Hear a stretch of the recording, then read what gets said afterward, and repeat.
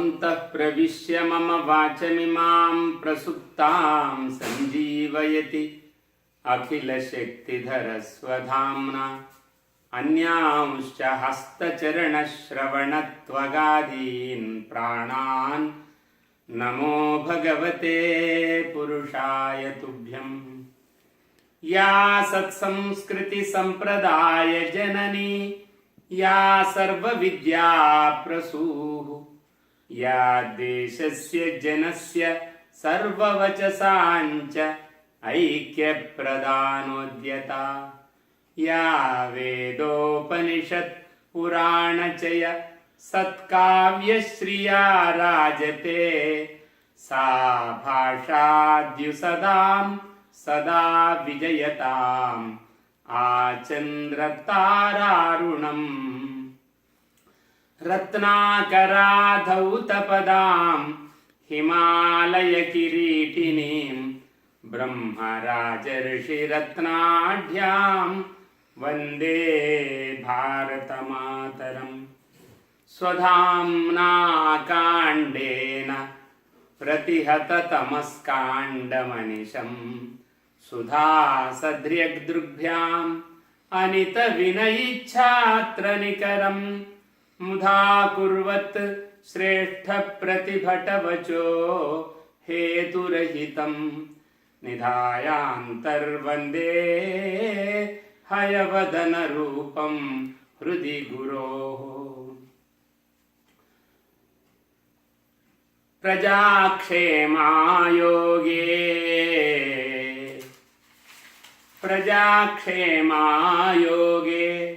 सकलहितसद्धर्मनिरते प्रकृत्यच्छक्षीरे प्रतिघटितपूर्वाघवितते हृतान्तर्दुर्ध्वान्ते परशुगपहन्त्र्यात्मसुखदे सुधाधारे कृष्णे जय जननि भद्राक्षयरसे सुधाधारे कृष्णे जय जननि भद्राक्षयरसे। यहाँ परमात्मा अस्माकं सकलविध बुद्धिः प्रेरयति सर्वाणि इन्द्रियाणि प्रवर्तयति तस्य परमात्मनः श्रेष्ठं तेजः ध्यायन्तः वयं श्री कृष्णा नदी पुष्कर महोत्सव शुभावसरे श्री कृष्णा नदी मातृस्तवं वयं श्रोतुं प्रयत्नं कुर्महे। మనము శ్రీ కృష్ణా పుష్కరాల సందర్భంగా కృష్ణా నది మాతృస్తవాన్ని మనమంతా కూడా చక్కగా వింటున్నాం.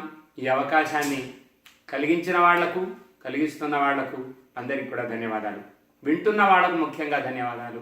ఎందుకంటే కృష్ణా నది మహాత్మ్యాన్ని తెలిస్తే మనం ఇంకా కృష్ణా నదిని ఎక్కువగా సేవించవచ్చు. కృష్ణా నదీ మహామాతృస్తోత్రే ఇదానీం తృతీయ శ్లోకం పఠామః. కృష్ణా నదీ స్తోత్రంలో 3వ శ్లోకాన్ని చదువుదాం. చికోరీ వీరేశ చకోరీ వీరేశ ప్రియకర సుసంరంభ సునదే సవాడీ గోపాల ప్రభు మధుర వేణుస్వనభరే సుగూఢానందే సంగమవధు धवत्कूडल शिवे सुधाधारे कृष्णे जय जननि भद्राक्षयरसे चकोरी वीरेश प्रियकर सुसंरंभ सुनदे सवाडी गोपाल प्रभु मधुर वेणुस्वनभरे सुगूढ़ानंदे सुगूढ़ानंदे संगमवधु धवत्कूडल शिवे सुधाधारे कृष्णे जय जननि भद्राक्षयरसे। हे मातः भवत्याः कृते प्रणामः। भवती सर्वोत्कर्षेण తాం. అమ్మా కృష్ణా నది, నీవు సర్వోత్కర్షంగా ప్రకాశించు తల్లి. నీవు ఆవిర్భవించగానే మొట్టమొదట నీవున్న చోటు చకోరీ ప్రాంతం. అంటే నీవు చంద్రరేఖలాగా ఉండడం చేత నీ దగ్గరికి నీ యొక్క ప్రవాహమనేటువంటి కాంతి ప్రవాహాన్ని త్రాగడానికి చకోర పక్షులు వచ్చాయేమో తెలియదు. తర్వాత అది చికోడీగా మారింది. అలా చికోరీ ప్రాంతంలో ఇక్కడ వీరభద్రస్వామి ఉన్నాడు అమ్మ. ఆ వీరభద్రస్వామి నీవు వస్తూ ఉంటే ఆయన మహాసంరంభం చేశాడు. మహాసంరంభం, వీరభద్ర సంబరం అని అంటాం. ఆ వీరభద్ర సంబరము జరిగిందమ్మా. నీవు కూడా ఆయన సంరంభముతో ఉన్నాడు కదా అని నీవు కూడా మహాసంరంభముతో నీవు కూడా వేగంగా వచ్చేసావు ఆయన దగ్గరికి.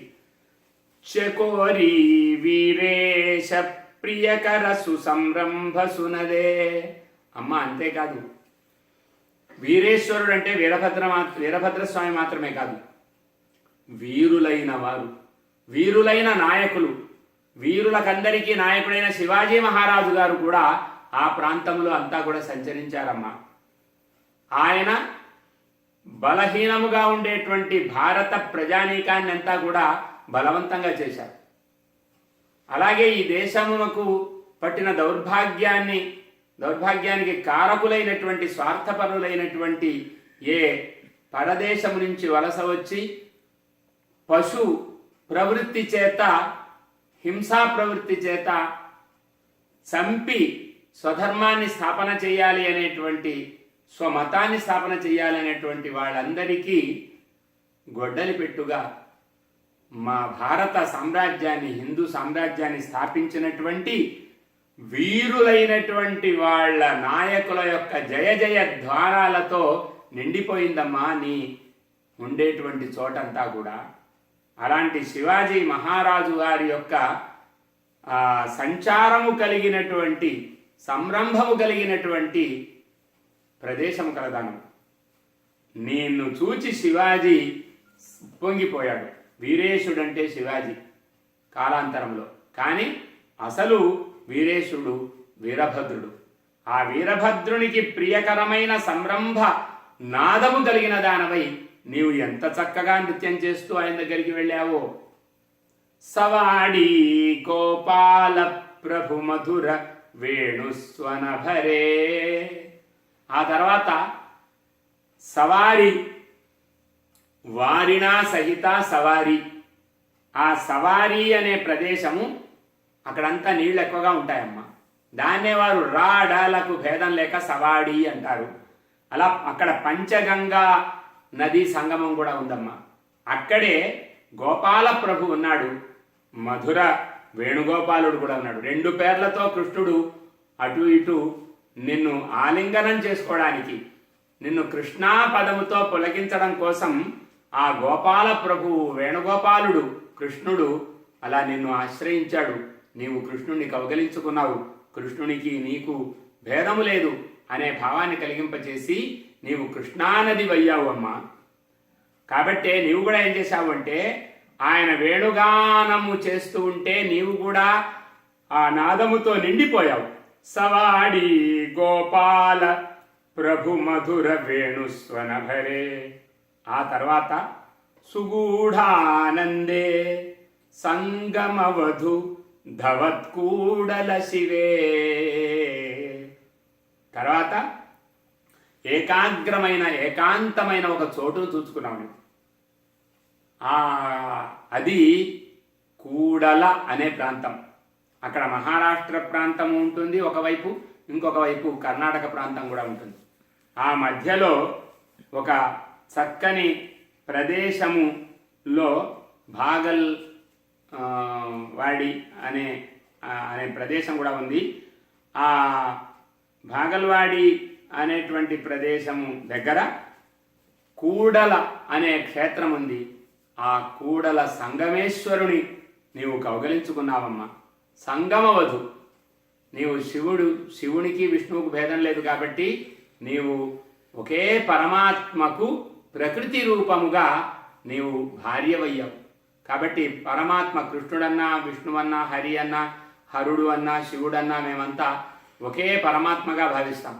కాబట్టి ఆ పరమాత్మను కౌగలించుకున్నటువంటి ప్రకృతివిగా, ప్రకృతిలో ఒక భాగము నీ రూపం. కాబట్టే జలరూపముతో ఉండేటువంటి ప్రకృతే నీవు. కాబట్టి నీవు ఆ పరమేశ్వరుని కౌగలించుకున్నావు అక్కడ. అది ఏకాంతమైన ప్రదేశం. సంగమవధు, ఆ సంగమ స్థానములో నీవు వధువులాగా చక్కగా అలంకరించుకొని ఉంటావు. అప్పుడు ధవత్కూడల శివే, నీకు ధవుడవడానికి, ధవుడు అంటే భార్య, భర్త అవ్వడానికి కూడల శివుడు ఉత్సాహపడుతుంటాడు. నీవేమో సంగమ వధువుగా ఉంటావు. నిన్ను కౌగలించుకోవడానికి శివుడు కూడా ఉల్లాసపడుతూ ఆయన పరిగెత్తుతూ ఉంటాడు. నీవు కూడా ఆయన కోసం పరిగెత్తుతూ ఉంటావు. బిరబిరా కృష్ణమ్మ పరుగులెడుతుంటాను అంటే ఆయన కూడా నిన్ను కౌగలించుకోవడానికి వస్తూ ఉంటాడు. ఈ విధంగా మీరు కలిసిన చోటు కాబట్టి పంచ రూపాలతో నీవు ఆ శివుణ్ణి అన్ని వైపులా ఉండేటువంటి ప్రవాహముతో నీవు కౌగలించుకుంటావు. కాబట్టి సుగూఢ ఆనందే, ఈ గూఢమే కూడా అయింది. ఆ గూఢము కాబట్టే కూడా అయింది. అంతేకాకుండా కూడలి అంటే కలిసే చోటు, అదే కూడలైంది. తెలుగు వాళ్ళు కూడా అక్కడికి వెళ్ళారేమో, వాళ్ళ పదాన్ని అక్కడ పెట్టేసుకున్నారు కూడల అని. కూడల్ అంటే గూఢల శబ్దం నుంచి కూడల శబ్దం వస్తుంది. కాబట్టి గూఢమైన ప్రదేశం, చాలా అరణ్యమైన ప్రదేశము. అక్కడ చక్కగా పంచగంగా సంగమ క్షేత్రంలో నీవు వధువుగా, శ్రేష్టమైన కన్యగా నీవు ప్రకాశిస్తూ ఉంటే, వధువుగా ప్రకాశిస్తూ ఉంటే, వరుడుగా శివుడు ప్రకాశిస్తూ ఉంటాడమ్మా. అలాంటి సుధాధారే కృష్ణే జయ జనని భద్రాక్షయరసే, అలా ఓ తల్లి మంగళకరమైనటువంటి అక్షయమైన రసప్రవాహము కలిగిన దాన, సుధా ప్రవాహము కలిగిన ఓ తల్లి కృష్ణమ్మ జయ, నీవు సర్వోత్తమంగా ప్రకాశించు తల్లి. ఏతత్ ఏవం రీత్యా ఉక్త్వా పునః వయం మిలామः. నమస్కారం.